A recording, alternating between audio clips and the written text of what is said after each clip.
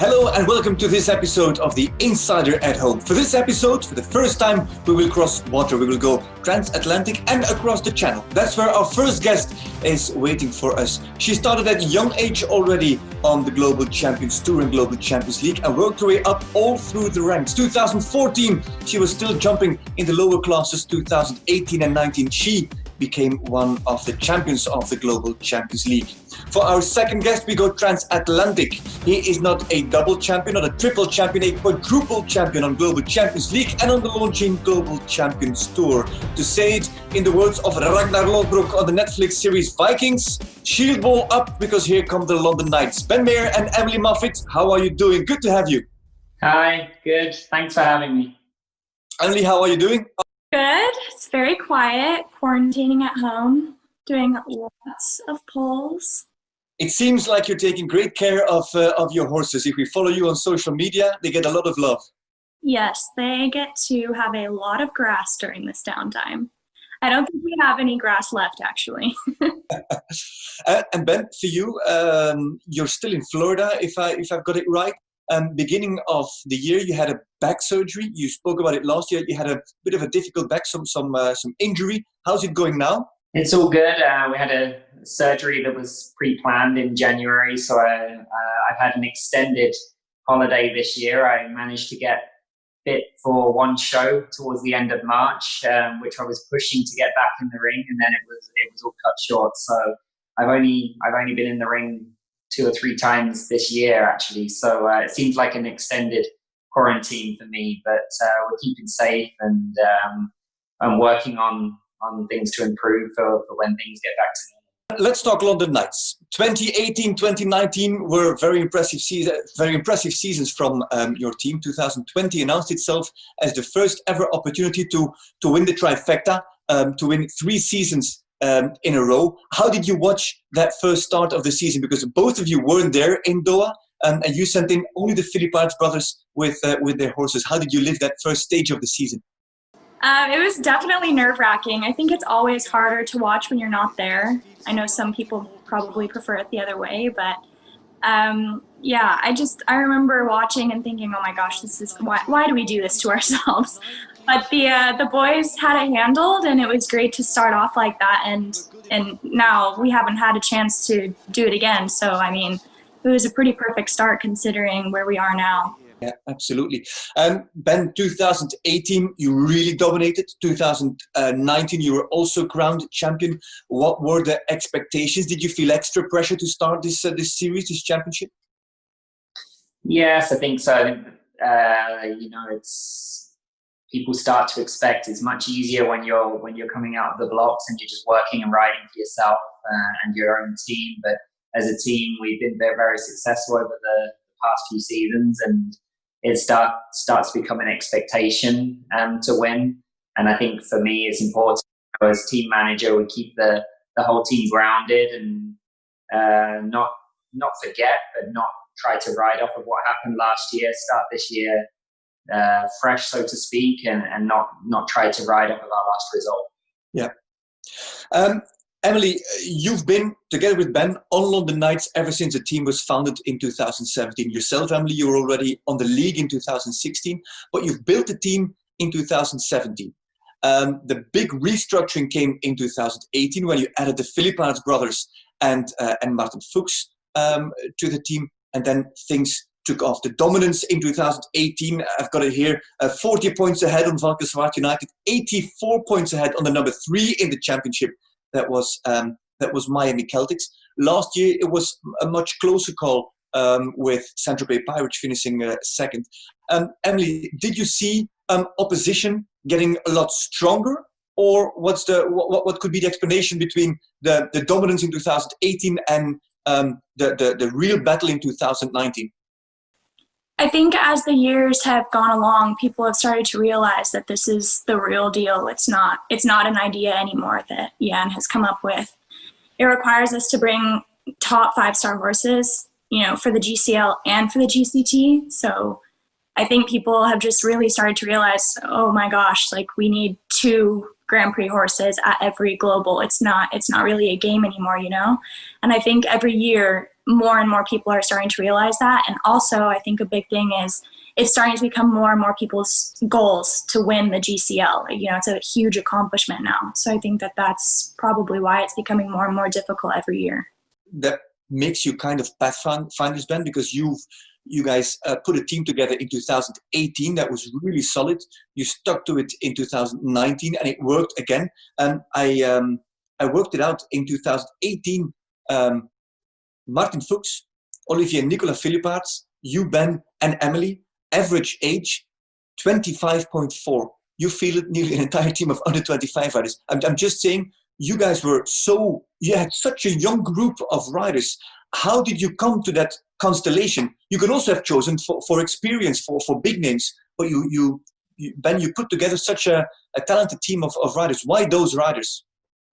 I think that average age expectancy probably goes down a few years if I'm not on the team there. So you've got to have one old guy on the team to keep everybody behaving themselves. But yeah, I think that obviously Emily is riding a bit beyond her years. Well, we've got great horses and come up very fast. But we went with the younger riders that were available and ambitious, you know, where they're hungry. It's a very hungry team, and I think that's what we proved last year. I'm not saying that 50-year-old riders or 45-year-old riders don't still want to win and have that hunger, but they're such a great team to work with. They have their careers ahead of them and really trying to make a name for themselves. And it's made my life as team manager very easy, whether it's on the group text or speaking to them in person. You know, I don't have to create sort of energy with them. They're all ambitious. They want to win as much as each other. And I really think that's what carried us to the win last year. We had the Philippaerts brothers also in this Insider at Home a few episodes back, and they really spoke about their commitment to the team. Nicola had a very good season in 2018, fantastic as an individual throughout the entire championship. But he really spoke about how they committed. Team comes first. Is that something that you emphasized right from the start, beginning of 2018? Boys, you can be on a team, we'll surround you with good riders and good horses, but you have to bring your horses for the team first? Yeah, I think that's important. Neil Moffitt, Potent Farms, owner of London Knights, as Emily said earlier, it's not a game. It's a big deal now, the Champions League, and it's important. And if you want to be on our team, it is a priority. You have to put the team first. And to be honest, from experience, by putting the team first, it's brought individual results up going forward into the GCL as well. So I don't see it as a negative. And I think some of the boys on our team have seen that and they take confidence from that. And absolutely, if you don't want to be on the winning team, then you shouldn't be part of our team. And that's a little bit the motto that we stand by. But I can imagine, Emily, that it is not so straightforward because you've been on Global Champions League ever since the beginning, 2016. You were 18 years old when you started on Global Champions League. Still, you're only 21 and you've won 2 championships. I don't think there's any other rider who can bring out such a record.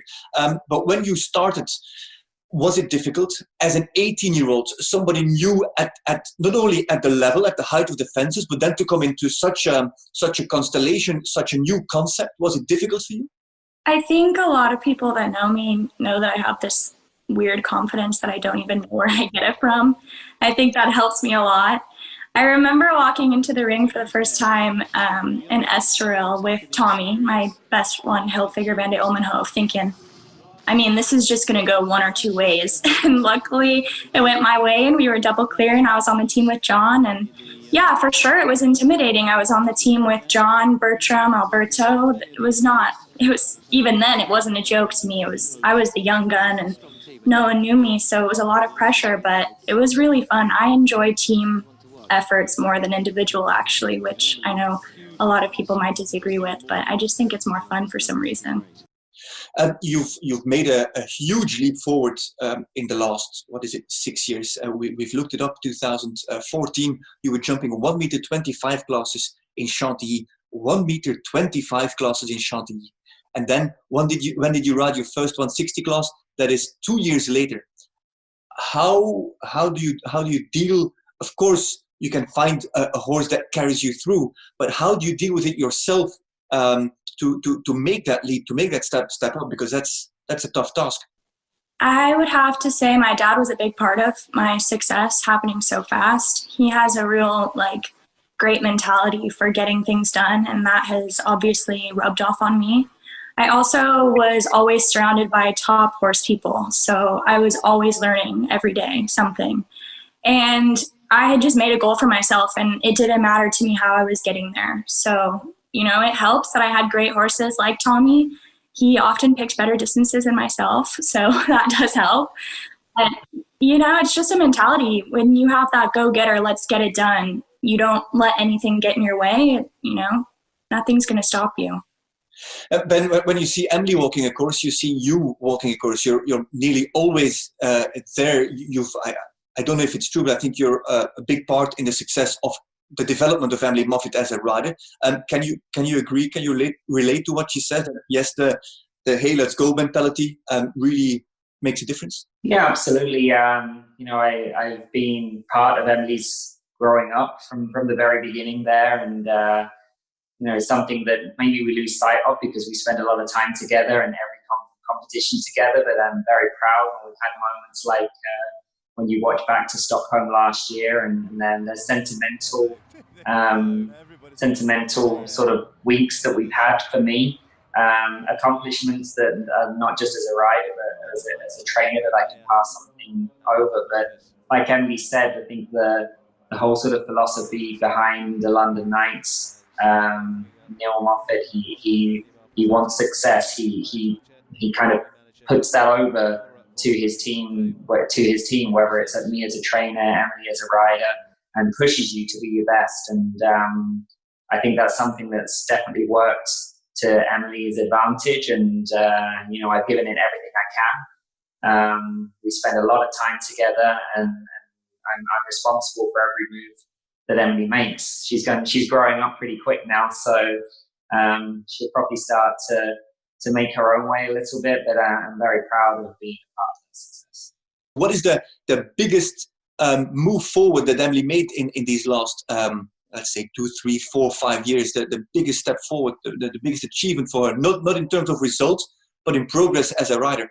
I think mainly for me, the big thing that we strive for in the training is consistency. It's okay, it's great to win a Grand Prix one week and then be forgotten the next. And I think key to longevity in this sport is consistency as a rider and bringing the consistency out of the horses. And I think that's come from Emily maturing over the past couple of years, understanding that we're in a sport where many things go wrong. We lose a lot more than we win in this sport. When I first met Emily, she was young and very, very fast jump up rider, a scary fast jump rider. It was all or nothing, heart on your sleeve. As a trainer, I didn't know whether to keep my eyes open for the last jump or close them, to be honest. And more often than not, she come out the right side. But that's something that I had to almost sort of tame the beast in her, so that she put that energy into the horse but didn't turn it into a negative. And I think that's been the biggest part of her growing up in the past few years. And in turn, we have to keep that confidence as riders that she does naturally have, and not to take that away, but just to become slightly more methodical in the thought process of achieving those goals. Emily, how much of the beast is still untamed? A majority. That's a brilliant answer. Hey, Emily, so you've got this fantastic coach, a fantastic rider alongside of you who helps you all the way through. But he's also your teammate. And he's not just your teammate, he's your team member on a team that wants to win all the time, and that is on cruising speed to take a championship in 2018 and in 2019, you're growing up into this global Champions League. You're producing clears and double clears. You're contributing to the success of the team. But you're working with your trainer, with your mentor, but also a team member with so much at stake. Was it sometimes difficult to ask for advice, to ask for help? Yeah, I think it would be hard for anybody, but I try not to think like that because it's not going to accomplish anything. And I find that at the globals, when I'm riding on the team, it's more of like we all get together and we all help each other. It's not just Ben training me. Ben will help Martin. Ben will help the Phillip parts. It's a very team feel. So I don't really find that I feel awkward to ask, and it may be that I ask Nicola something. It's not always Ben. We're always around each other. So we always have the help that we need. Ben, obviously you play an important role in the development of Emily's career at this age. You also had a few very important people in your career. You've been mentored by Liz Edgar. You went to Beat Mendley, and then you got onto your own feet, and you've traveled the world, and you've done it extremely successful. Are there, now that you're mentoring and training Emily, are you thinking back about the days with Liz Edgar or the days with Beat Mendley? Does it give you a flashback that you think, oh, wait a minute, I went through that period as well? Yeah, absolutely. I think that's something that I like to think that I can help Emily with. You know, I grew up in a non-horse background, a non-horse family, so I did leave home after school at an early age, and I spent a couple of years with Liz and Ted Edgar. Then I was a stable rider for Beat Mendley, and in more recent times, George Morris has given me a hand over here in America a couple of years ago, and really, you know, I've experienced most things I would like. I've had the ups and I've had the downs, and I've ridden the waves of the success and the struggling. And I think every rider will go through those times. We'll go through a dry spell where we just can't seem to jump a clear round, or we have unforeseen circumstances come along. And those are things that I think I've tried to sort of put in and use to my advantage in the training, and sort of coax Emily along through these, difficult situations sometimes. I mean, winning is the easy part. When everything goes great, go out, have a great time, and really enjoy it. It's something I learned to do more recently, is really enjoy those good moments, because we have to work hard to get there. But it's more when you have to dig deep in those difficult times that's important. And I think we've gone through a lot of those experiences over the past years. Yeah, indeed, you guys have had a fantastic run over those years. Let's talk about that success. Is there a London Knights strategy? Emily, when you guys, the draw has been done, you've got your start number, round one comes up, is there a fixed London Knights strategy? Is there a game plan?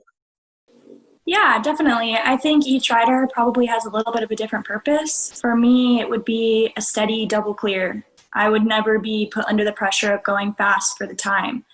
So I might go first and Ben would go second, so that he knows what he has to do to, because time is a key component to winning a majority of the times.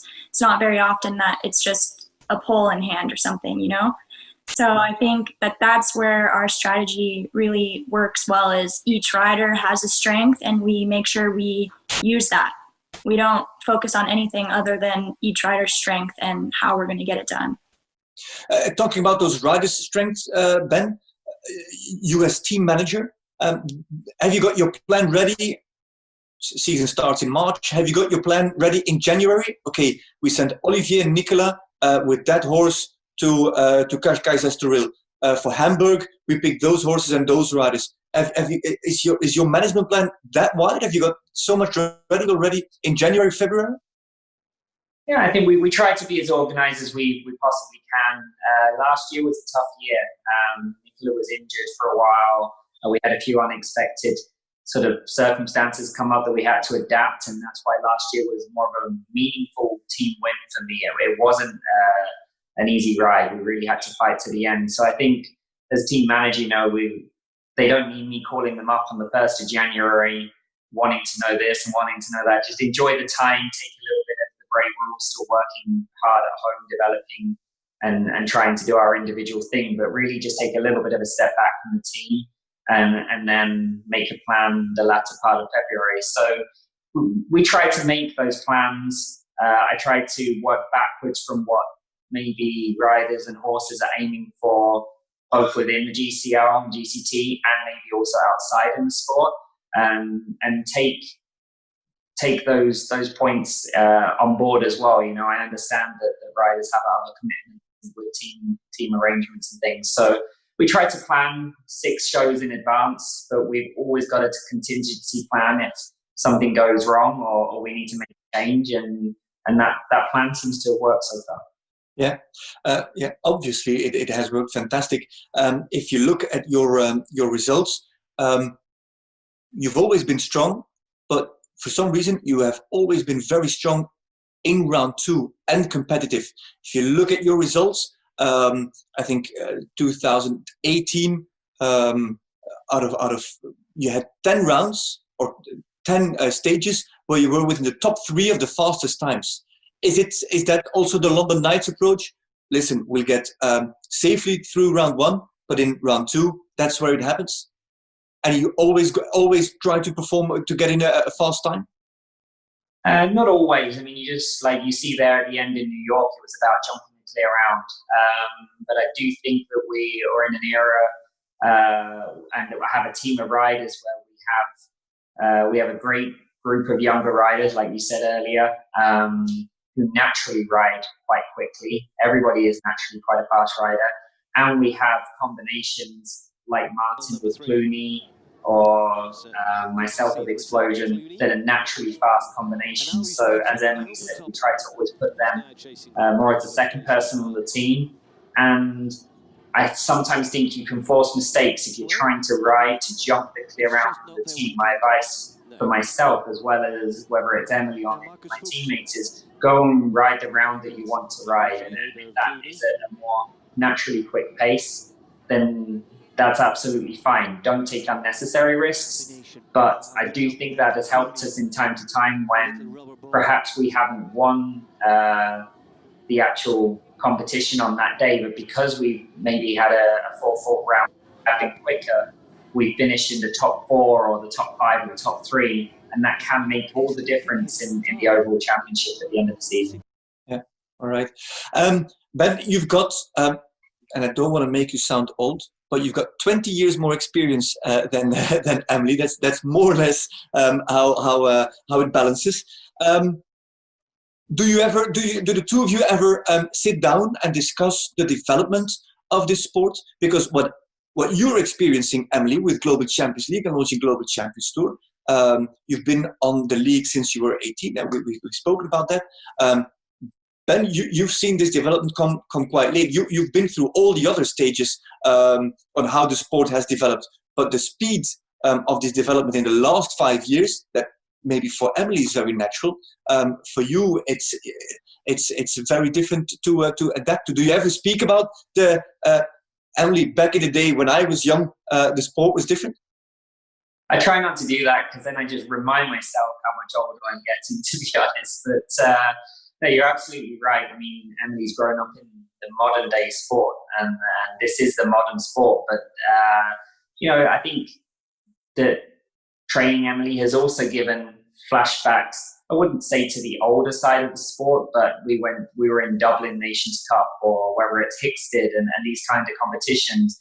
And like Emily turns up there and it's like a whole new world to her, because it's just a different style of horse show, a different style of jumps. And it's great for her to see that side of the sport because she has grown up very much as a GCL, GCT born rider, so to speak. And I think it's nice to have that diversity, if you like, but I try not to flash back too much. I always look forward, and we look forward to the next competition instead of reminiscing.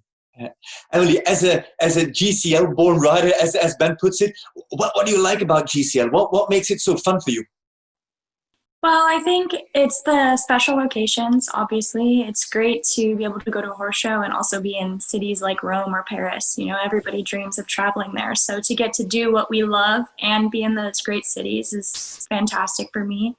And also, it's it's really like I was kind of thrown in the deep end with the top 30 riders. It wasn't a gradual climb for me, but that also made me get my act together a lot quicker than it probably would have if I did do the gradual climb. So I think that's also something that I have noticed, and it's important to me because I don't think I would be here without the GCLs or the GCTs. So I would say that those are the big things for me. Did you ever doubt yourself throughout those stages? Like you say, I was thrown in the deep end with the top 30 riders, and there you are as a 18 now until 21-year-old. Yeah, of course. I never really think it's too much, but there are times where I think like, wow, this kind of sucks sometimes, you know, it's not all great, but it doesn't usually last for long. I kind of allow myself a short period of time to sulk, if you want to call it that, and be like, man, this is a bummer. This really doesn't feel great. And then usually 9 out of 10 times I'll come out the next day and ride 10 times better and stronger. And that's kind of always been the way I am with everything in life. So I think it is important to sit and think, you know, that wasn't great and that doesn't feel nice. But then it's important for you to reflect on that and get better every time that it happens. You and Poden Farms, and especially you as a personality, you've got a huge fan base. Also on your social media, you interact a lot with your fans, and which is understandable. At your age, that's just a different generation actually than Ben. What advice have you got for male and female riders of your age who are struggling, who are trying to make it into the sport, who are working hard, but sometimes it just doesn't work? You've encountered it. How do you get out of the deep end and go back up? I think it's important to only let so much negativity, you know, it's important to take some and think, okay, they may have a point, but it's also more important to think, okay, I'll take that, but I'm still going to accomplish my goals and dreams no matter what it takes. I find that when I was, I guess I still am growing up, but when I was younger and growing up, that a lot of people will try and sway you from your path, and you just can't. It has to go in one ear and out the other, and you have to have one goal, one accomplishment, we're going to do this no matter what it takes sort of mindset. So I think that that's what I would tell younger people. Everybody wants to know how London Knights riders get their success. And so we asked you, the both of you, to prepare some tips and tricks to prepare a show jumping exercise. Let's see what you have as first exercise here on our tips and tricks. Emily, you sent something in. What are we looking at? So I did this exercise with Ben in Florida before I left, actually, and it's one of my favorites. I like it because it's simple, but it still gets a lot done, and it's not really geared towards one type of horse. I found that it helped every single one. So we have the poles on the outside, which I use to just warm up a little bit, get my eye in tune, and, you know, that sort of thing for the horse and myself. And then you have the one stride little exercise in the middle. So what I did with my horses was you would pick a rein, which say I'm riding Winning Good. He's a little more stiff on the right, so I would work on the right rein. And it's a constant right loop. And if you really want to get critical, which is very hard, I will say in advance, you count each stride you're doing in between each vertical. So I jump one stride, I turn right, maybe 9 strides. I jump it again, and you try and get the same distance every time. Okay, that's being very picky, and it is really difficult. And I think even Ben failed to do every single one perfectly. But that is the goal. And I really like it because it also shows you what your horse might be weaker on, if there's a weaker side, what you need to work on. Because, you know, riding around in circles is great and everything, but I mean, I can do it, Winnie can do it, the others can do it. This is just, it shows what you need to work on, I find. All right, so but talk me through it. You've got 4 verticals in the middle. How much room have you got between the verticals? So it's just a normal one stride each way. Just like you can probably walk it a little shorter because you're coming in with not a ring canter, if you want to call it that. And it's just, you have to make sure each distance is equal because, as I said, it's an important part of the exercise to keep equal strides through each turn. And then you come through what you've made there is basically a combination. And then you make a right loop, for example, and you make a 90-degree turn. That's the plan. And yeah. If you want to get even trickier, you can do one turn to the right, then switch it to the left. But because I have a few horses that are quite one-sided, I usually tend to focus on doing that. And then as soon as I feel them supple up, I may change it to their easier rein just to reward them a little bit. You know, you don't want to overdo it. It's quite hard on them. How high do you build your verticals in this exercise? Less than a meter. You don't want to, there's no need to jump bigger, especially for my horses. I'm quite lucky, so they're all very talented.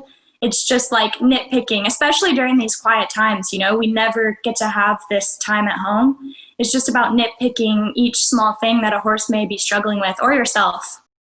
Is it, because I hear you say, I've got some of my horses are one-sided. Are it your horses, or is it you that's one-sided? It's probably me. I've dislocated my left shoulder 3 times, so it's probably me. Yeah, okay. Ben, over to you. You also sent us an exercise from Florida. What did you work out for us? Yeah, I'm personally, I don't train a lot of poles on the floor, a lot of exercises. I think it has its purpose. I probably would focus more on the feeling of the dressage work and the flat work at home. But I do think there's a time and a place. So the reason why I wouldn't perhaps do poles and things too much is the way I grew up and I was taught was I want those horses really focused, really sharp, really fresh when they see the jumps. Not that they get bored of seeing jumps and that they're excited as we are when we go to get to do something different. So we don't do too much of that, but this is something else that we do. It's more of a course, so we could set all of these jumps at whatever height that you want. A meter, start at a meter, and you can go up as big as you want, but it's quite a good course. You can use it as a course. If you've got a smaller arena, maybe not everybody has the luxury of a big arena. At the bottom there, you can see some trot poles on a small curve, probably 2 feet on the inside and 3.5 feet on the outside. And you can raise them slightly, maybe 1 foot off the floor. And you can incorporate that. So you can use this just like a normal course. You could start on the top oxer there off of the right, loop back to the vertical off the left, and really work on the control through the turns. You can put the course as big as that horse in particular needs, but I found that the trot poles are good to warm up, to build the strength behind the back muscles and things like that. A lot of horses don't like to do that in the beginning, so would start not raised and raise them after they're relaxed and confident. But 1 or 2 horses in particular, I found when they get a little anxious through the course, you could do 4 or 5 jumps and then bring them back to trot, go through the trot poles to make them take their time, think about what they're doing, and then pick up the canter and then continue on to the next part of the course. I think you can work on a lot of things with this type of thing in a small space. 2 different exercises. Do I hear you both talk about the fact that you really work on the turns? These exercises are actually not about the jumps itself. It's about the turns, it's about the balance, it's about the control. It's not about the jump. Yeah, absolutely. I think that the jump, as Emily said, you know, we're looking for talented horses. We're looking for the jumpers, but even if you have a slightly less talented horse, many people out there riding, it's actually not about the jump. It's all about the dressage work, the flat work, and the approach to the jump. If you can put your horse in exactly the place that you want it to take off on at the right canter, and you have that ability to adjust, then you have the best chance of balancing your horse, the best chance of clearing the jump, and that's what it's all about, and that's what we work on. Very, very interesting. We'll see how our fans at home deal with this exercise, and who knows, maybe we'll find a new London night through these exercises. Thank you very much for sharing. Ben and Emily, both on one side of the ocean and on different sides of the water. Thank you very much for taking the time to sit down with us, to talk to us, to give us some insights on your own careers, on your relationship as trainer, trainee, and teammate, on the successes, on the ups and the downs, and especially on the working and the functioning of your very successful team, the London Knights. I appreciate that you all took the time. Ben, for you, it's very early in Florida. Emily, you're already done with the day in England, but I do appreciate that you both wanted to sit down with us. Thank you. Thanks for having us. Thank you. And to you at home, thank you very much. Once again, as always, the Insider at Home brings you the very best in show jumping. We hope that you've enjoyed it. We surely did. And we can't wait to bring you the next episode. Until then, stay safe. Bye-bye.